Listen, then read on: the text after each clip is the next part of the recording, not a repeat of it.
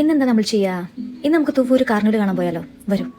സച്ചും ഞാനും അനുവേട്ടനും കൂടെയാണ് വണ്ടിയിൽ തള്ളി പിടിച്ചു പോയത് കേട്ടോ.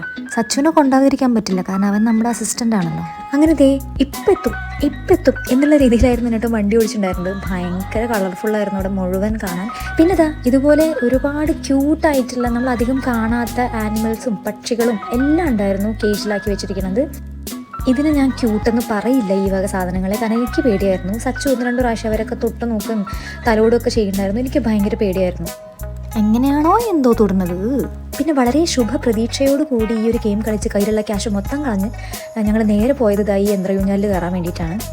എൻ്റെ മുഖം കണ്ടപ്പോൾ തന്നെ മനസ്സിലായല്ലോ എനിക്ക് ഭയങ്കര ധൈര്യമായിരുന്നു എന്നുള്ളത്. ആ ധൈര്യക്കാരനാണോ എന്നറിയില്ല, ഞാൻ വേറെ ഒന്നിലും കയറാൻ കൂട്ടാക്കിയില്ല. അനുവേട്ടന് പിന്നെ പണ്ട് തൊട്ടേ ഭയങ്കര ധൈര്യമായതുകൊണ്ട് അനുവേട്ടന് ഒന്നിലും കയറിയിട്ടുണ്ടായില്ല. പിന്നെ മരണക്കിണർ കണ്ടപ്പോൾ ഞാനാണോ ഓടിക്കുന്നത് എന്നുള്ള ഫീലായിരുന്നു എനിക്ക്. കാണാൻ തന്നെ അതിഭീകരമായിരുന്നു. അപ്പം ശരി, ടാറ്റാ.